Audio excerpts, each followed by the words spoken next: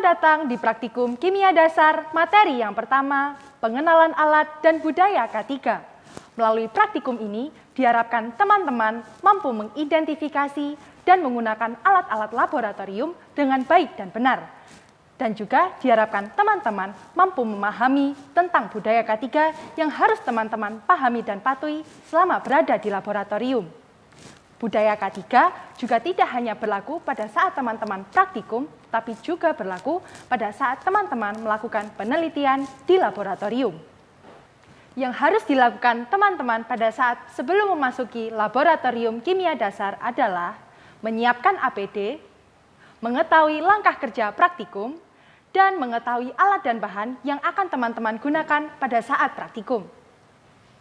Setelah melakukan tahap persiapan, teman-teman perlu memperhatikan beberapa hal yang perlu teman-teman perhatikan pada saat berada di laboratorium.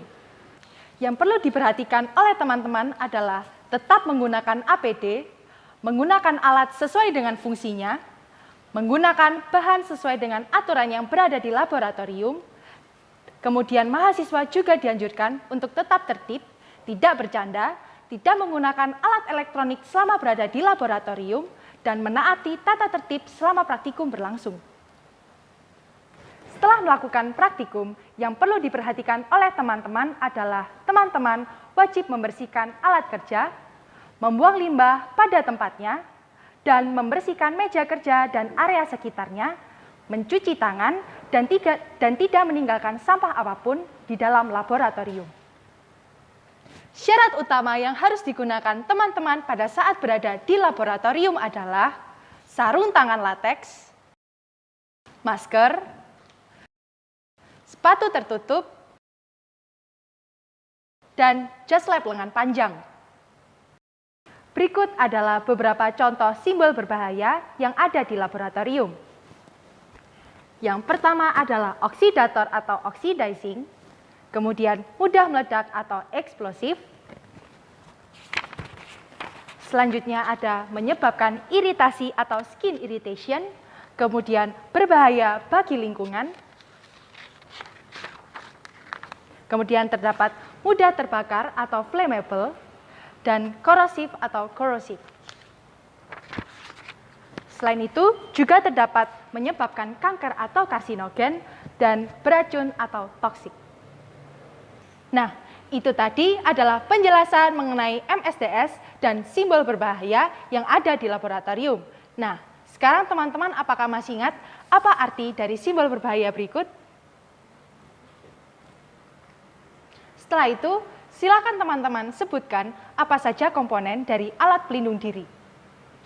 Setelah mengetahui MSDS dan tanda bahaya serta prosedur kerja yang ada di laboratorium, selanjutnya saya akan menjelaskan mengenai alat-alat dan instrumen kerja yang akan teman-teman gunakan selama berada di laboratorium. Glassware yang pertama adalah glassware yang memiliki tingkat keakuratan yang tinggi sehingga digunakan sebagai alat ukur. Yang pertama adalah buret dan statif. Berikutnya terdapat pipet volume, kemudian pipet ukur, kemudian terdapat labu ukur,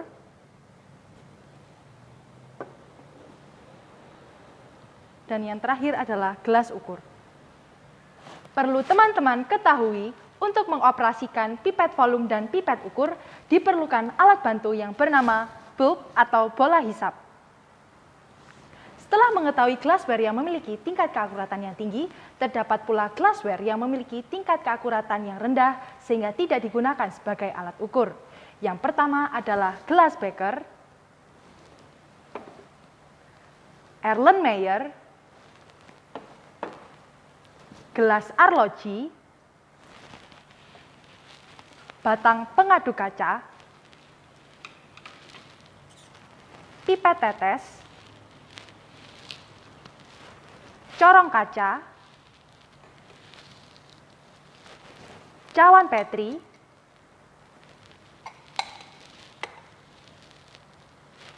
kuvet,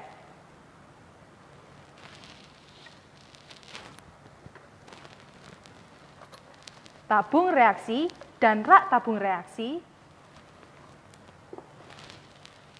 dan botol leher angsa.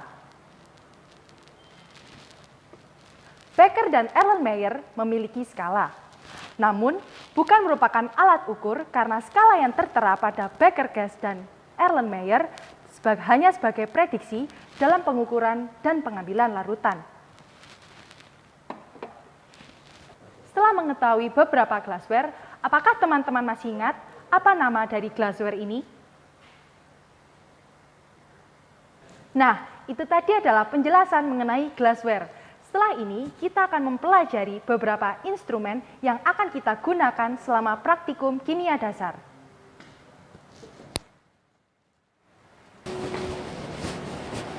Berikut adalah timbangan analitik.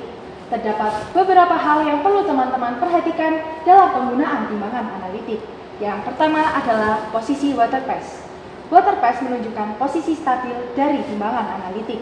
Kemudian teman-teman perlu memperhatikan kebersihan timbangan analitik dan kapasitas dari timbangan analitik. Cara penggunaan timbangan analitik yang pertama adalah dengan menekan tombol on-off yang berada di tengah timbangan analitik. Kemudian diperlukan gelas arloji sebagai wadah bahan dan buka salah satu pintu di sisi timbangan analitik dan masukkan gelas arloji di atas timbangan analitik. Perlu diperhatikan, teman-teman tidak perlu membuka terlalu lebar sisi dari timbangan analitik karena akan mengganggu perhitungan dalam timbangan analitik. Setelah gelas arloji dimasukkan, tekan tombol tera yang berada di sisi kanan atau kiri dari timbangan analitik. Dengan demikian, display dari timbangan analitik akan berada pada posisi 0. Setelah selesai menimbang, teman-teman dapat kembali mengeluarkan gelas arloji yang ada di timbangan analitik dan menekan tombol on-off kembali untuk mematikan timbangan analitik. Instrumen selanjutnya adalah spektrofotometri. Dalam menggunakan spektrofotometri, diperlukan alat bantu berupa kupet.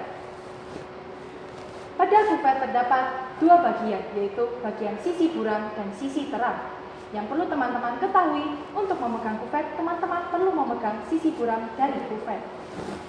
Kemudian, spektrofotometri berfungsi untuk mengukur panjang gelombang dari suatu larutan, sementara kupet berfungsi sebagai tempat dari larutan.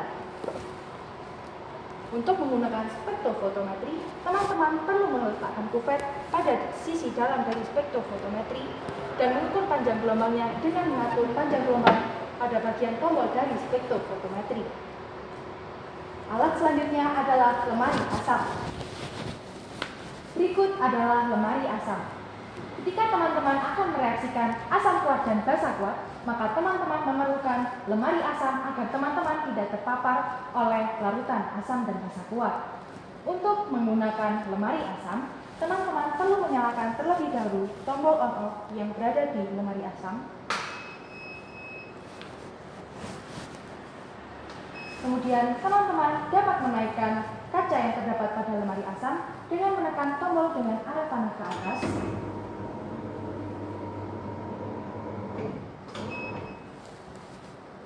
Tinggi rendahnya dari kaca lemari asam dapat teman-teman sesuaikan dengan posisi tangan teman-teman. Kemudian, teman-teman dapat menyalakan lampu dan blower pada lemari asam dengan menekan tombol lampu dan blower untuk mengalirkan udara di dalam lemari asam. Setelah selesai mereaksikan larutan di dalam lemari asam, teman-teman dapat mengeluarkan seluruh larutan dan mematikan lampu serta blower dari lemari asam. Kemudian, kembalikan posisi kaca pada posisi semula.